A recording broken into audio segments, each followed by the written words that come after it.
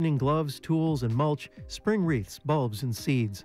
Russell's Garden Center, Route 20, Wayland.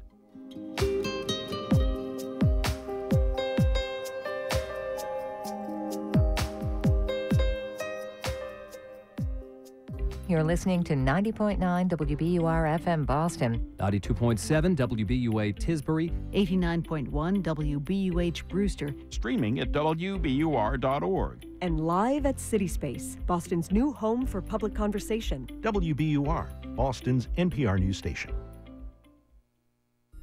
This is the TED Radio Hour.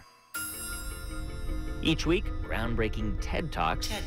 TED. Technology. Entertainment. Design. Is that really what it stands for? I've never known that. Delivered at TED conferences around the world. The gift of the human imagination. We've had to believe in impossible things. The true nature of reality beckons from just beyond. Those talks, those ideas, adapted for radio. From NPR. I'm Guy Raz. Coming up, we have this vision of wisdom as kind of this old sage with a long beard. My experience is, well, gee, if I can think of it, it can't be that wise. To be where you are. That, to me, is the essence of wisdom. Being able to talk about fear, about love with my children. Remind each other of what really matters. That's wisdom. This episode, Becoming Wise. First, this news. Live from NPR News in Washington, I'm Barbara Klein. An explosion at an industrial plant in Waukegan, Illinois, has killed at least one person. 2 others are unaccounted for. Officials say they're unlikely to have survived and are presumed dead. Fire officials called off a search for them because the site remains too dangerous. NPR's Shannon Van Sant has more. The explosion happened at about 9:30 p.m. on Friday. Crews were working through the night to contain the fire and search for plant employees who went missing in the blast. Officials are trying to determine what caused the explosion, which occurred at a silicone manufacturing and distribution company, shattering windows across the area and damaging at least 5 surrounding buildings. Area residents say the explosion shook their homes. Some people as far away as southern Wisconsin reported feeling the blast, which knocked out power to about 1,000 people. Shannon Van Sant, NPR News. South Korea says it's working with the U.S. to figure out what type of projectiles North Korea fired early today. Originally, Seoul identified them as short-range missiles. NPR's Anthony Kuhn is in the South Korean capital. South Korea's military says the rockets were launched from North Korea's east coast and flew for up to about 125 miles. The North has declared a de facto moratorium on nuclear weapons and long-range missile tests. Seoul, though, says the launch violates an agreement between the 2 countries' militaries and urges the North to return to nuclear negotiations.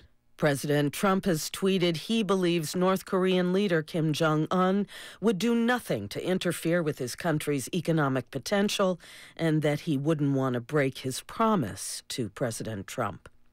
Several Democratic presidential hopefuls are campaigning in Iowa this weekend. A few others are in New Hampshire, all courting voters for the first 2 contests of the primary season. But former Vice President Joe Biden is turning his attention to South Carolina today, as Scott Morgan of South Carolina Public Radio reports. In Columbia,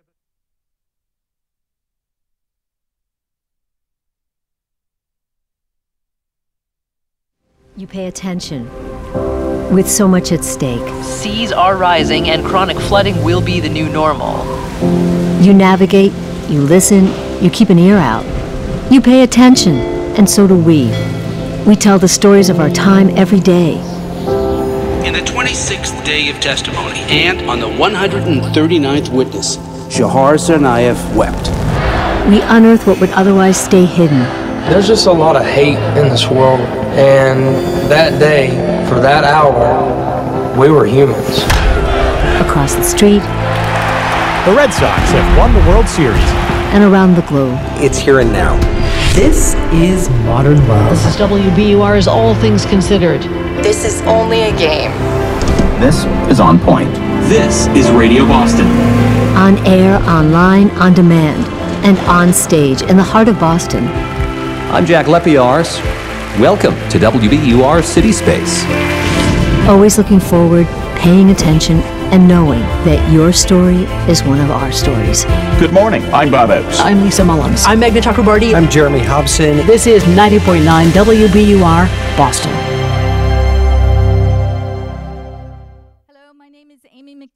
I'm the Director of Community Engagement at WBUR. Mostly what I do right now is program this place, and it's killing me. How many people, is this your first time here? Come back. I like to call it the 92nd Street Y of Boston. We have author interviews, we have policy, we have debates, we have dance, we have live podcasts, we have the Moth Story Slam. There's content for everyone. It's really, and isn't it a gorgeous space? Boston's new convener of public conversation. About a year ago, I approached Boston Lyric Opera, Eileen, and John Michael Kennedy, knowing that they were planning on staging Handmaid's Tale. I was at the dress rehearsal last night. Go buy tickets. It's amazing. It is fantastic. We talked about getting Margaret Atwood here and doing something with the opera that we could showcase Handmaid's Tale and have a conversation with Margaret Atwood. So we're so happy that she's here, and welcome. Go to our website, come back. I'd like to welcome Margaret Atwood, the composer Poul Ruders, and our interviewer Maria Garcia, our ARTery editor.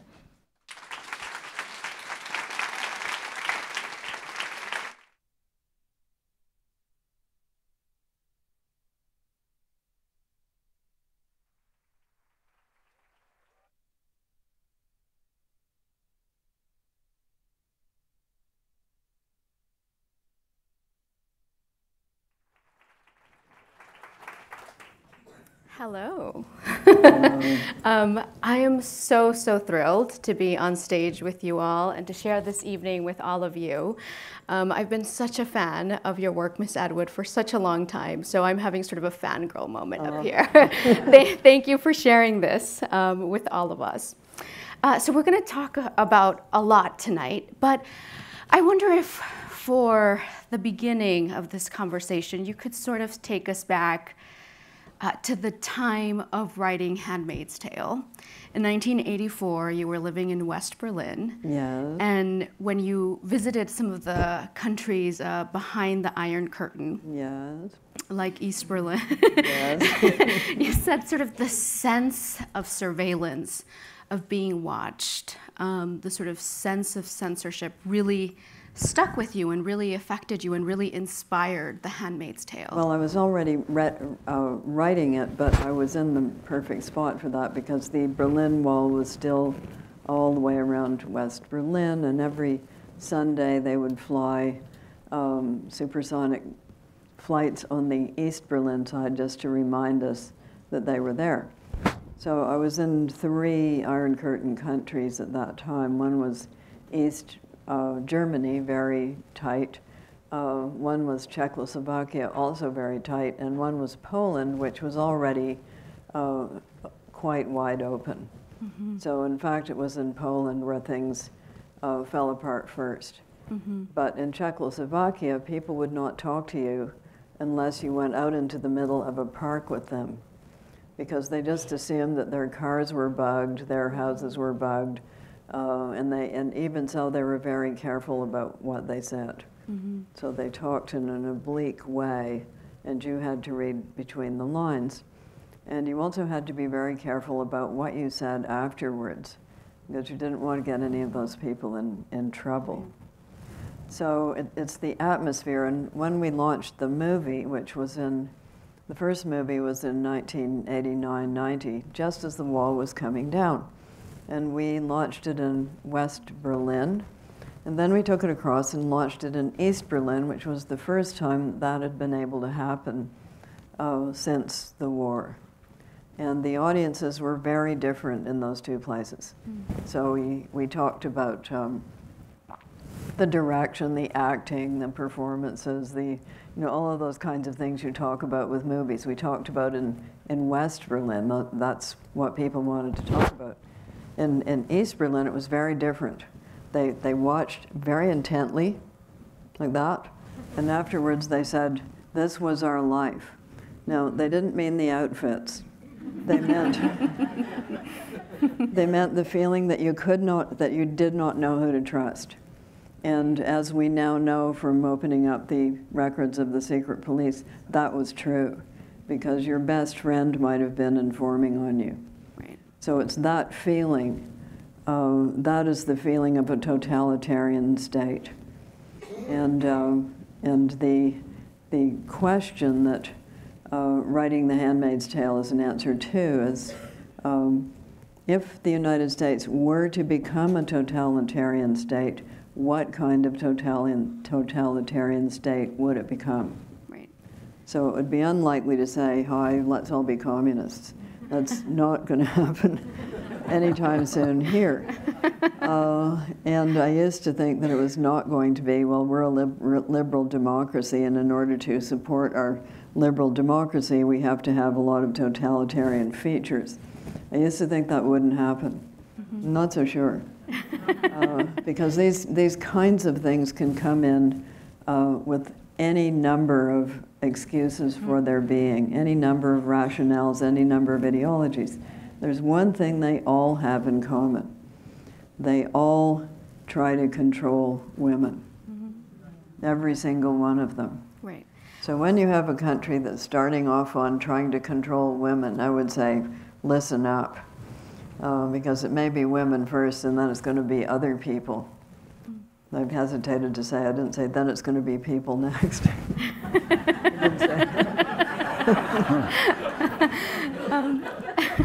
You know what, I think what's so striking and so resonant about your work is it's the kind of sort of speculative, near future fiction that doesn't rely on these sort of far out fantasies or imagined atrocities. You're very intentional about presenting what is right within reach, right? Nothing went in to the book that hadn't already happened somewhere in real life or for which we didn't have the technology. And the TV show, although it has updated itself to now, so it's not using cassette tape recorders anymore, and they have cell phones before their cell phones are taken away from them. Shock horror. That could happen to you. Your cell phone could be taken. They have respected that. They have done their research. They do not put anything in that doesn't have a precedent. Mm-hmm. Why is that so important to you? I love this quote from you that says, if I was to create an imaginary garden, I wanted the toads in it to be real. Yes, that's a quote from Marianne Moore, of course.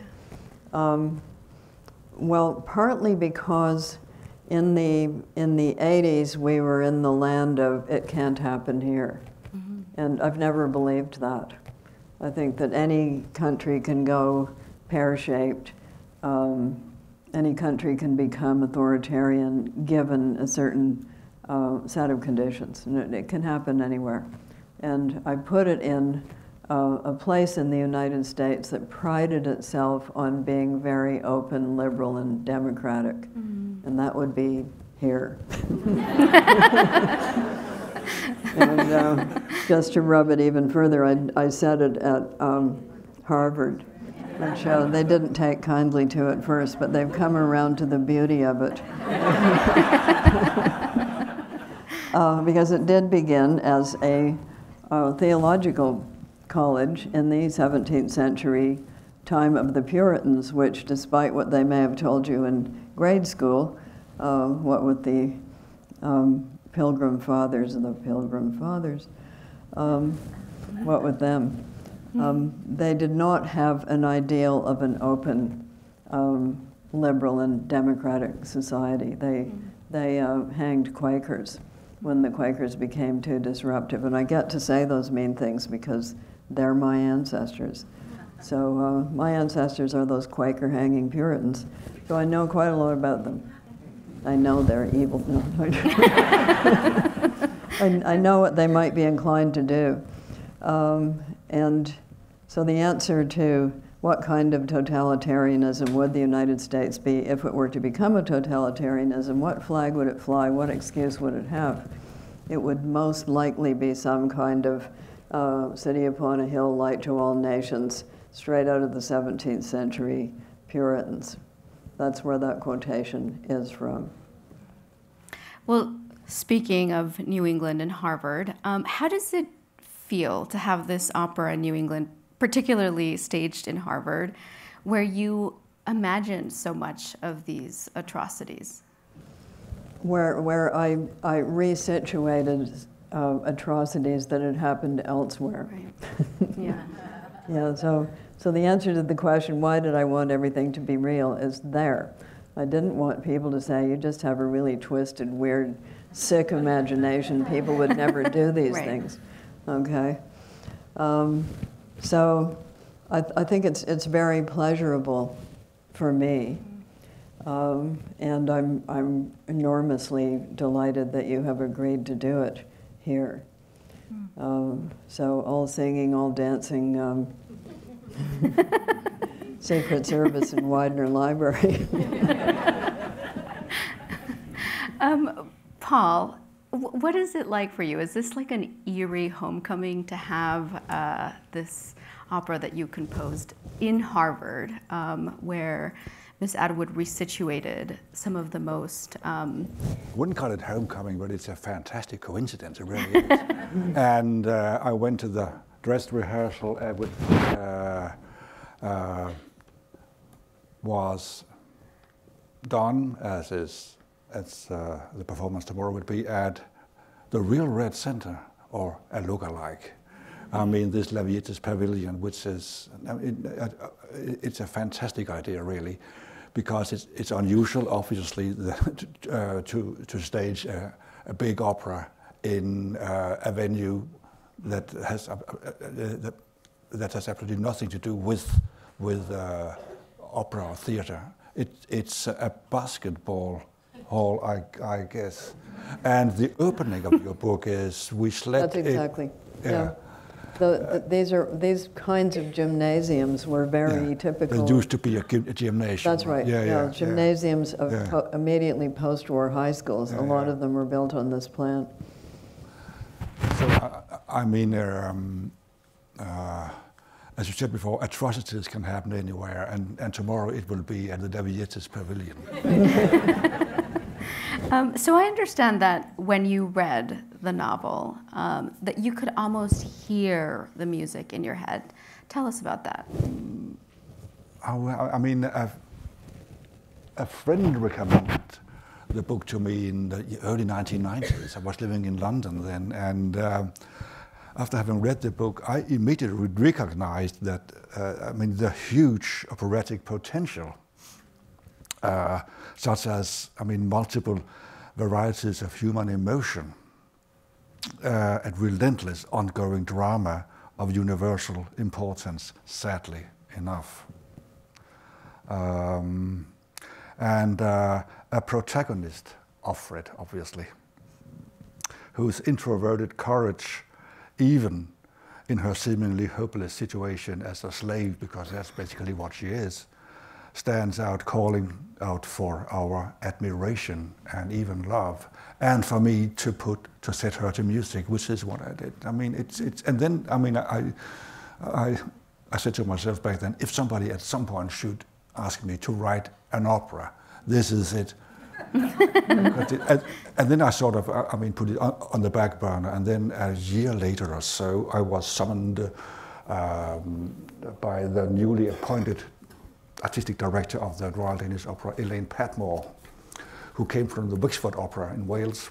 And she knew and was horrified to learn that the Royal Danish Opera hadn't commissioned a new piece for the house for 38 years.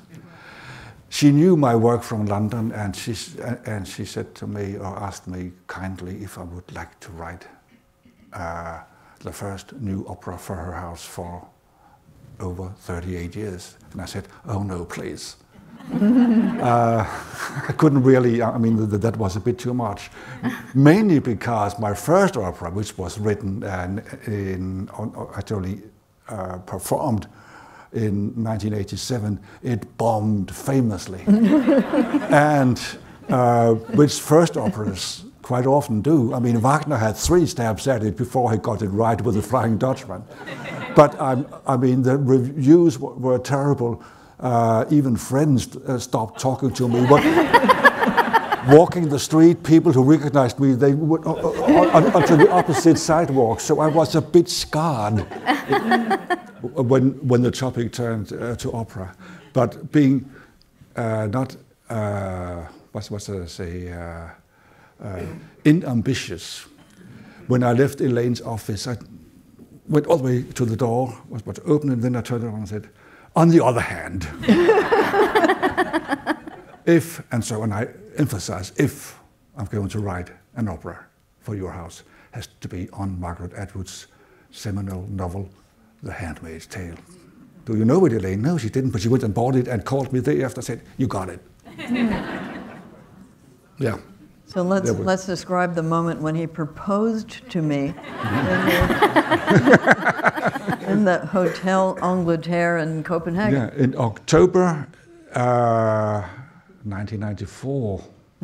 So I was in. And you were a bit perplexed because very perplexed. I mean, what is this about? And you later said or wrote somewhere that you envisaged this, I mean, Moulin Rouge kick-up line of Martha's. And I think I reassured you that it's not going to happen. Yes, she said, yes, not that. But so I had this large Danish person actually on the maroon carpet of the Hotel Angleterre on his knees. And what he said was, I've got the commission for the first opera in 38 years, and I only want to do The Handmaid's Tale. I don't want to do anything but The Handmaid's Tale, and if I can't do The Handmaid's Tale, I won't do any opera at all. So and here we are today. And here we are today. So I thought, well, either it's going to be terrific, in which case the answer yes will have been the right answer, or it will be awful, in which case the answer yes won't have mattered. So what could I say but yes? Oh, yeah. and here we are, and this is actually the 4th staging, I think. 5th. Yeah. It's the 5th. Denmark, London, Minneapolis, and Toronto. And venues. And Melbourne last year. Oh, okay. Yeah, 6 venues, and there's a new production in the line in San Francisco next year. Yes, all of a sudden people are wanting to, I don't know why. Couldn't be the music. No. Yes. It's somehow in the zeitgeist. Speaking of the opera, I want to listen to a clip. We're going to listen to a birthing clip. So this is when Aunt Lydia is leading off Warren, I believe, who's giving birth, and the handmaids are around her chanting. So let's listen. 1, 2, 3.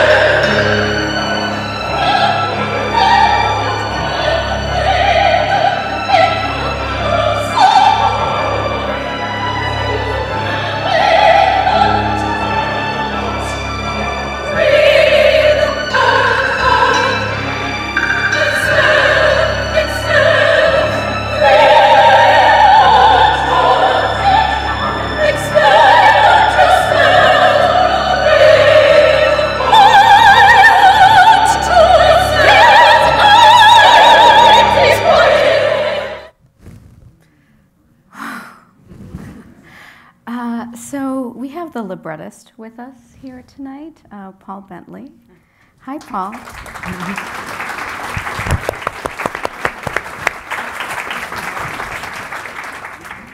So I wonder, Paul, if you can tell us what it's like to hear that and what it was like to conceptualize that. It's better live. Is this on? It is on. Yeah. Can everybody hear him? Can you not? No. It is now live. I prefer it live, I have to say, to listening to a recording. I'm one of the very few people who haven't watched the whole of The Handmaid's Tale on television. Neither have I, for the simple reason that we cannot tune in on Hulu in Denmark. Oh. It's coming. So, it's coming. Yeah, is what I've heard, so of course I will. I watched the first episode on television, and very quickly I was missing the music. It wasn't nearly as powerful on television as what you get in the opera house, because Paul's stupendous orchestration and orchestra wasn't there. So I switched it off and listened to the recording instead. So that's how I feel about the music. I remember I can't remember, an English composer, Britain I think, said, what do you do when you're writing music for an opera? And he was talking to a young composer who wanted to write one. He said, have as many different kinds of music as you could possibly can within the opera. And Paul's music, of course, does this time and time again. So it's an extremely powerful piece, it's an extremely moving piece. There's a child involved. Last night at the dress rehearsal, I cried 3 times. Whoa. Paul, be ashamed of yourself for making an old man unhappy. But no, it's a tremendous score and tremendous production, may I say. It's very fine indeed. Mm-hmm. So, listening to that music, there's sort of this unrelenting brutality to the story of The Handmaid's Tale, right? Intentionally so. And there's this anecdote that I read that really stayed with me about, that I think is sort of a testament to that kind of brutality. So you have this cameo in the Handmaid's Tale Hulu series.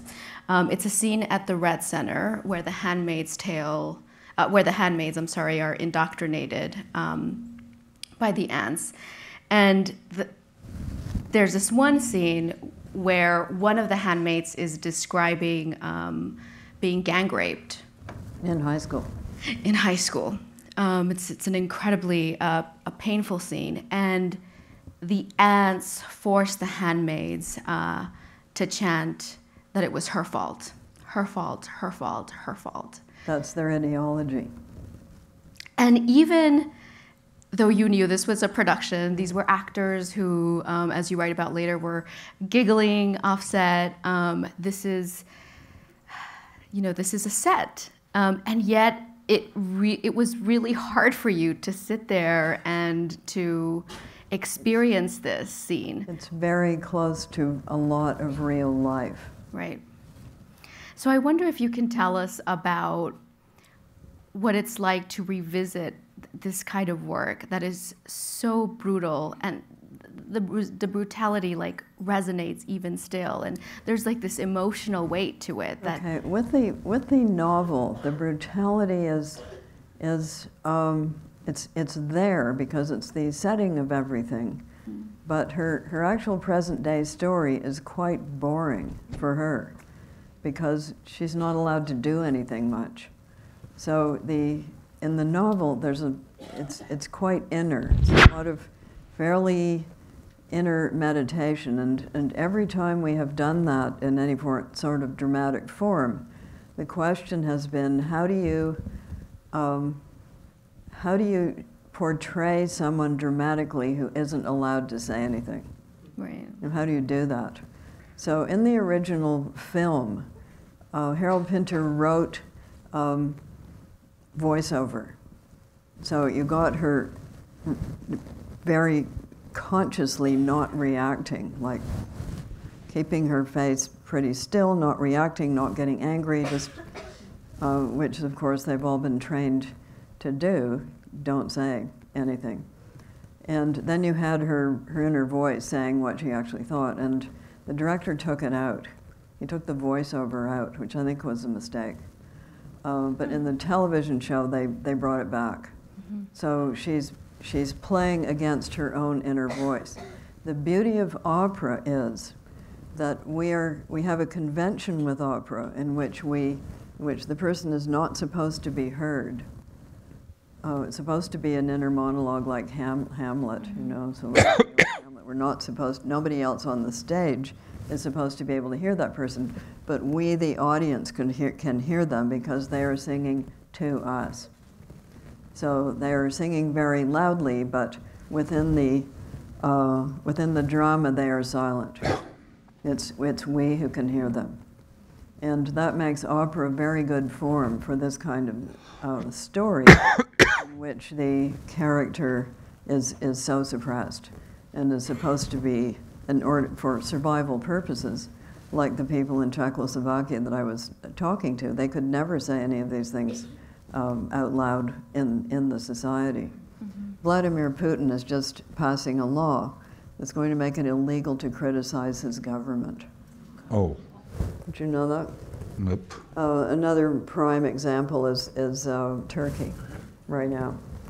And a number of countries in the world, they have equated their government with divine rule or some other such thing. And therefore, it's not only dangerous, it's heretical to criticize the government. And if you want to read more about that, have a look at the life of Stalin, who kept changing what was acceptable. He kept changing what the party line was. So you could be denouncing person X at 1 minute in accordance with the party line, and then the party line would change, and you would be in trouble because you had denounced the wrong person. So you had to very quickly pivot and denounce somebody else. And under those circumstances, of course, most people just tried to keep their heads down and not say anything. And that's what totalitarianisms are like. So when the book first came out, people said, well, why didn't they have a march? Well, why didn't they have a demonstration? Why didn't they object? I said, because the totalitarianism was serious. You would get shot. Well, so in the book, women oppress other women because power is relative, right? And in order for them to get it has always been so. Right. And so we see that in extreme ways in the book, but we see that in modern society. Well, there's all sorts of different levels of things. Right. So, for instance, Queen Elizabeth I was female. Did she have more or less power than a representative male peasant of her reign? Helpful hint, she had more power. So money and political power are part of the equation. It's not just, and in the book it's not just either. It's not just all men are having a terrific time and all women are having a terrible time. It's a real hierarchy, like all totalitarianisms and monarchies and all sorts of things, in which people at the top get more of the goodies, male or female, and people at the bottom do not.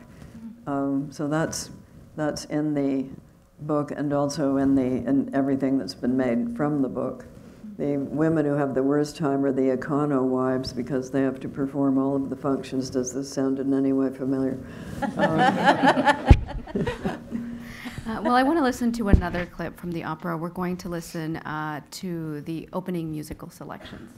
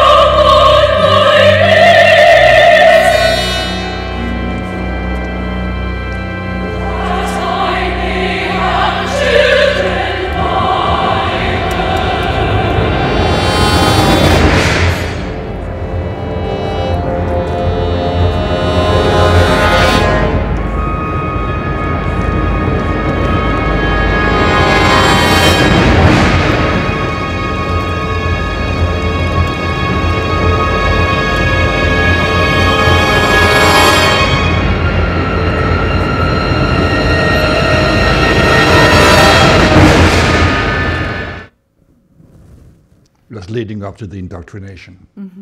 So tell us what that scene is trying to convey. All right, so some people think we should take the Bible literally. How literally? Because that is straight out of the story of Rachel and Leah and Jacob and their two handmaids. The story basically being that Jacob had two wives and Rachel wasn't having any children, so she's saying, you can use my handmaid and those children will be mine. Basically, I will help yourself, the kids will be mine. That's what it's about. And that's what happens in the book of Genesis, and it's also what happens in this society. And let us point out that multiple wives and concubines have been the order of the day for quite a lot of history. Well, like in the book. So has baby stealing, because these people are also baby stealers. And if you want me to list off the instances of baby stealing, I would be happy to do so. I think we'd be here all night. I think you would be here for quite a long time. Yeah. So just like in the book, the opera also flashes back. And so we see June's life post-Gilead and then before. So tell me what it was like to use music to go between these scenes. I had to make it very clear that I was juggling two time warps, so to speak. The Gilead, the evil time, and then the happy-go-lucky time before. It's got some plus points. All totalitarianisms do. Yeah. The streets are very clean. Oh yeah, and no spitting on the sidewalks. None, no. Or chewing gum on that. Not that either. God, yeah. So whenever we are in the time before, the music is easygoing, happy-go-lucky, and with Luke cutting carrots and what have you. And you are never in doubt when you are back in the oppressive regime of Gilead. You just heard this huge chord, which is repeated 3 or 4 times, which leads up to and into what is going on, the indoctrination in the Red Center. It's a sort of watermark all the way through the opera. When you hear this wall of sound, then you better be careful. Yeah. So that's what music can do, really. I mean, yes, there's a sound like that in Dialogue of the Carmelites when they're getting their heads chopped off. Oh. At the end. Remember that? Yeah. No. It's just a single sound. It's not a wall of sound. It's a head being chopped off sound.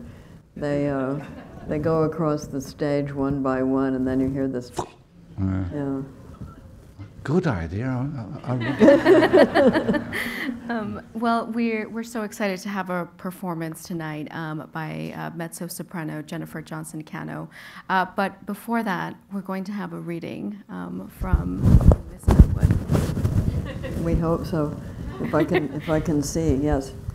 Yes. So this is the handmaids basically have to have children. So there is a quote from Rachel that says, "Give me children or else I die." And that is the situation that they're in. So if they fail to produce for these high-level elite commanders who may very well be sterile, but you're not allowed to say that, because we're back to the Bible and it's always women's fault. Just keep that in mind. You want to get too literal about things. Yeah, so she is going to the doctor to see if she is pregnant. And I think it's the only aria in opera that has ever been sung about the menstrual cycle. And we're anxious to hear it. I don't know why, because it's a very important thing, and life. It's a first time for everything. There's a first time for everything. It hasn't made its way into hip hop yet, but opera leads the way. A beatbox, perhaps, would help it. No, it'll be along. These things will happen. So what she's saying is, she didn't used to think about her body much at all, but now it's extremely important to her, because if her body does not come through, she's off to deal with radioactive waste. Each month I watch for blood fearfully, for when it comes, it means failure. I have failed once again to fulfill the expectations of others, which have become my own. I used to think of my body as an instrument of pleasure or a means of transportation or an implement for the accomplishment of my will. I could use it to run, push buttons of one sort or another, make things happen. There were limits, but my body was nevertheless lithe, single, solid, one with me. Now the flesh arranges itself differently. I'm a cloud, congealed around a central object, the shape of a pear, which is hard and more real than I am, and glows red within its translucent wrapping. Inside it is a space, huge as the sky at night and dark and curved like that, though black-red rather than black. Pinpoints of light swell, sparkle, burst, and shrivel within it, countless as stars. Every month there is a moon, gigantic, round, heavy, an omen. It transits, pauses, continues on, and passes out of sight, and I see despair coming towards me like famine. To feel that empty again, again. I listen to my heart, wave upon wave, salty and red, continuing on and on, marking time. Wow. What was it like to write that? Well, you can never remember what it's like to write anything because you're with the story. You're not sitting there thinking, what's it like to write this? You're actually writing it. Yeah. I couldn't agree more. Yes. Yeah, so if you're skiing downhill, if you stop and think, what's it like to be skiing downhill? You'll probably crash. Well, we're so excited to have a musical performance tonight from mezzo-soprano Jennifer Johnson-Cano.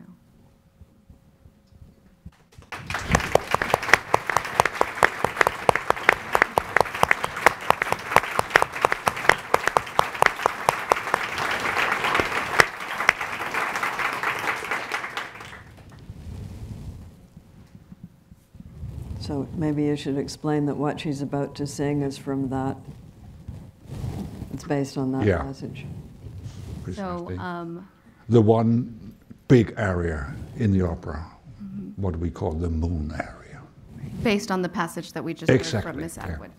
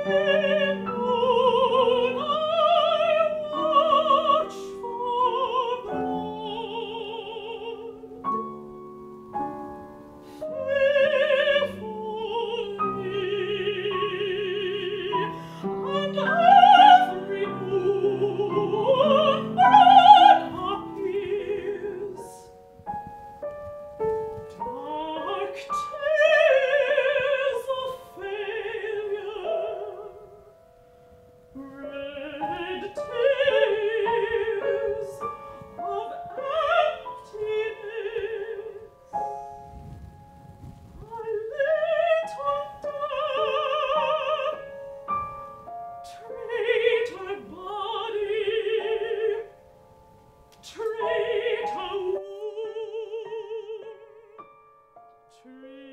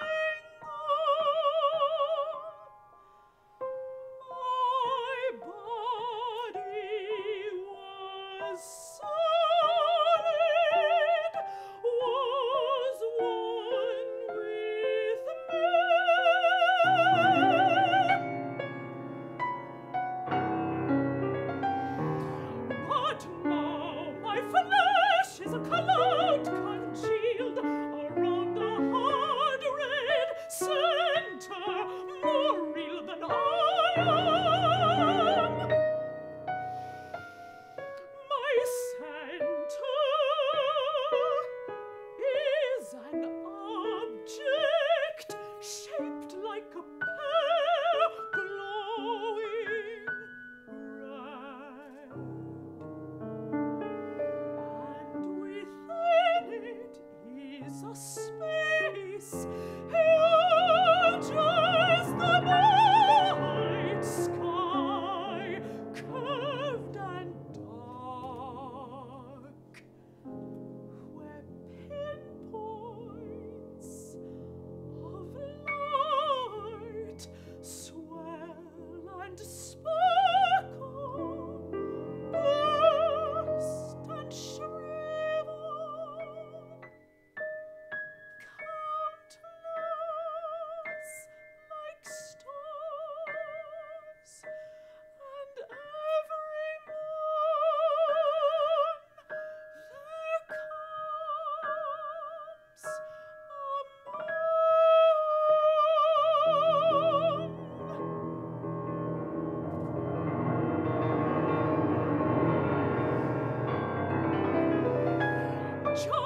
gigantic, heavy, it comes, it pauses, it passes on, and what I feel is emptiness. What I feel is despair, like famine. I listen to my heart, wave upon wave, salty and red, on and on, marking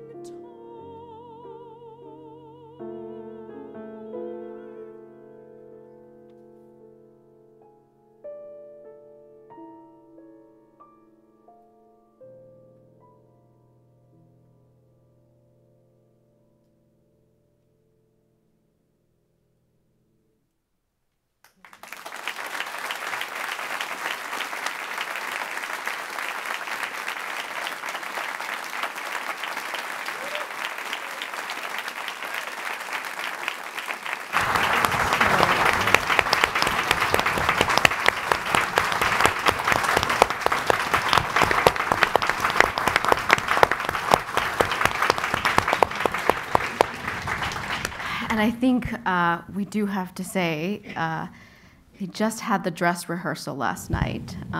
So Ms. Cannon was singing last night, and then she came here. Just the power of her voice, so incredibly striking. We're so happy that we were able to listen to that today. What an honor. So the text that you read and then that she sang, it's an incredible. Offred is lamenting the sort of feeling of being almost divorced from her body. Her body is this source of increased stress and duress for her. And I wonder if you can tell us a little bit about, in the current cultural moment, and the conversations, the ever conversations about women's bodies and the control of women's bodies. Isn't it amazing how it always returns to become such a central subject? Mm-hmm. Such a central subject. Yeah, so here it is, a central subject again. And it has always been an important subject because, of course, societies are conscious of their demographics. It was Napoleon who outlawed abortion because he wanted, quotes, cannon fodder. He wanted more babies to be born so he could have more soldiers to be thrown into wars. And Ceausescu, famously in Romania, decided there weren't enough Romanians, so he made it mandatory for women to have 4 children, and they had to have pregnancy tests every month, And if they weren't pregnant, they had to say why. I mean, it just makes you wonder, what was he thinking?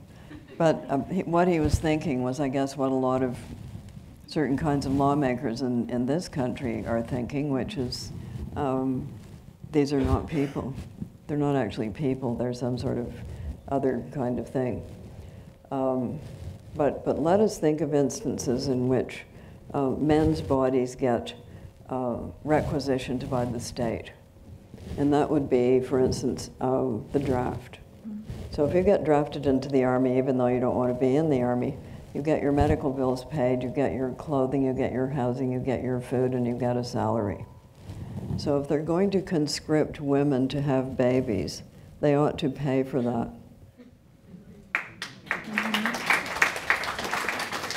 What is happening now is that they're mandating childbirth, but it's on you. You know, it's you, even though you can't afford it. And let's just not talk about the health plans available, such as they are. So you're actually putting your life in danger, especially under these really bad healthcare conditions. And if people can't afford good nutrition or housing or any of those other things, too bad. They're being forced into a position that they can't really manage. So if they really are serious about this baby thing, let's see the money.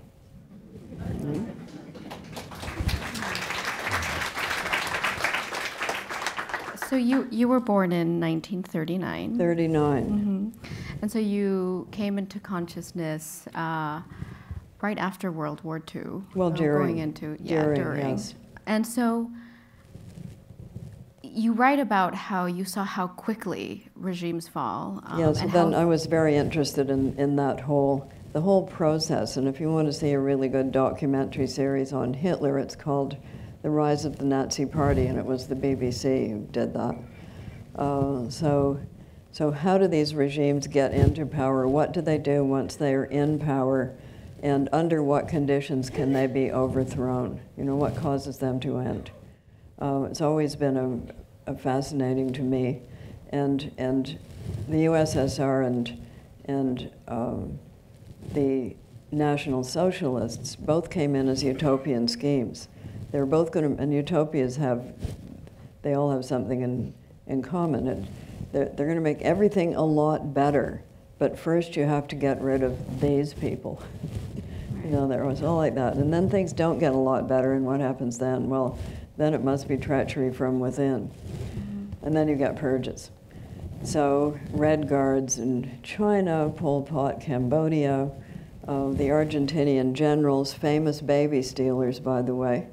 They waited until their political prisoner mothers gave birth, then they threw them out of airplanes, and they gave the babies to the generals, who are now growing up and have now grown up, and some of them are finding out, basically, my parents killed my parents, you know, like that. What a legacy. Yeah, and so Hitler's Lebensborn, Hitler's stealing of Polish children. It's just, once you start counting, there's a lot of it.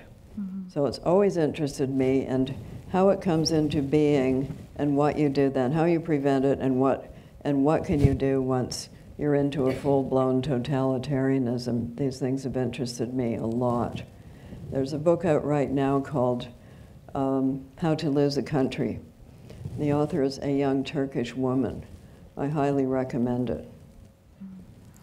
So, you know, even when you were living in West Berlin, one of the things that inspired The Handmaid's Tale was also just buildings that used to belong to certain people. Requisitioned buildings, right. Yeah, buildings that had been repurposed. But this is the story of history. The Lutetia Hotel in Paris during the war was the headquarters of Nazi intelligence. It's a very nice hotel. But good for them, at least they have a plaque on it, you know, saying this. So it's something that can happen so easily. Right. And in Chile, for instance, they did use stadiums to put political prisoners, and And they did use high school gymnasiums and schools, famous, any available. This would be a good, you'd have to do something about the glass. So, Paul, I wonder if you can tell us about the power of different artistic mediums, one of them being opera, to bring a story like this to life, a sobering story like this to life. I mean, what music can do is to add an extra tier. I mean, not that your novel needs, improvement, good sake, but in opera, you have, as a composer, you have to be absolutely and utterly shameless and go for it, go the whole hog, because that's what music can do, add the extra, what shall I say, dimension. Dimension, yeah. So it's a music in itself cannot do anything. Music can be and has been abused and used for several, even opposite purposes. Music is notes, either it's up or down or repeated, and you can put any text on it you want, and it really work. It's very primal. Yeah. It doesn't go through the intellect, it goes straight into the emotional body. Into the soul, yeah. Which is why music can be quite dangerous in the wrong hands. People who aren't fit. There you go. That's true. Before we end, I wonder if I can ask you a question. It's a question that I like to ask everybody I interview, and that is, what brings you joy right now? And Paul, I think we'll start with you. Sitting here. No, of course, it's an immense pleasure for me, an honor to be here and to watch and hear my opera, our opera, here in Boston. Really.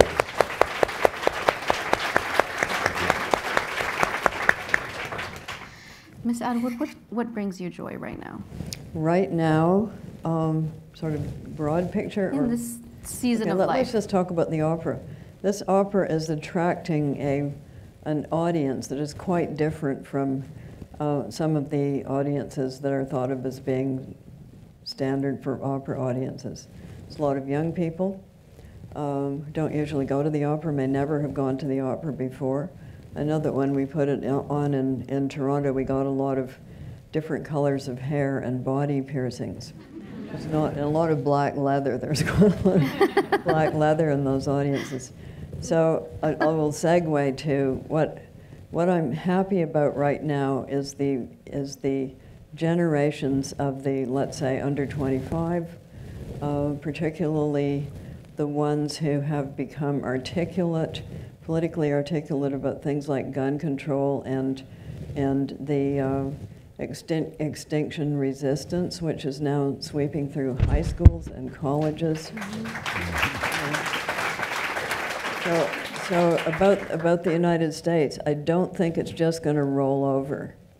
I think it's going to be harder to do a totalitarianism here than in a lot of other places, partly because of the history and the traditions, but partly because it's so diverse that you can't just get hold of one demographic of people and convince them all to do your will. Mm-hmm. It's multiplicity is actually strength under these conditions.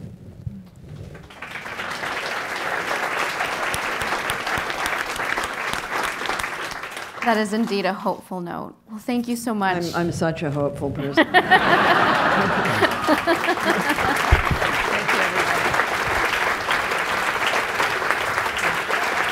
Poul Ruders and Margaret Atwood.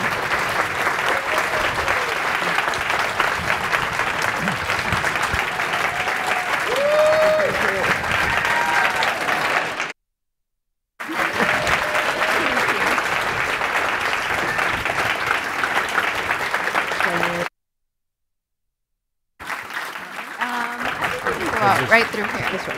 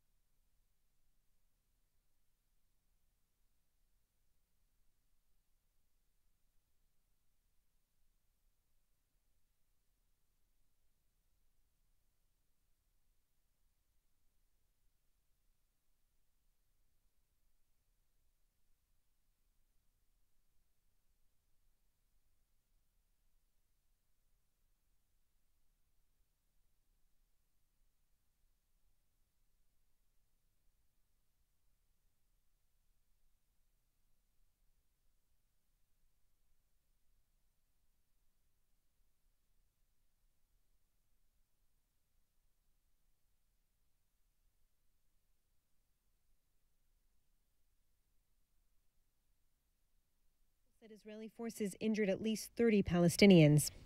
Israel's emergency medical services said that shrapnel from Gaza injured at least 2 in Israel. It's the second day of escalating violence between the two sides. The Israeli army said on Friday that shots from Gaza injured 2 Israeli soldiers. Israel retaliated with a strike that Hamas said killed 2 of its militants. Gazan health officials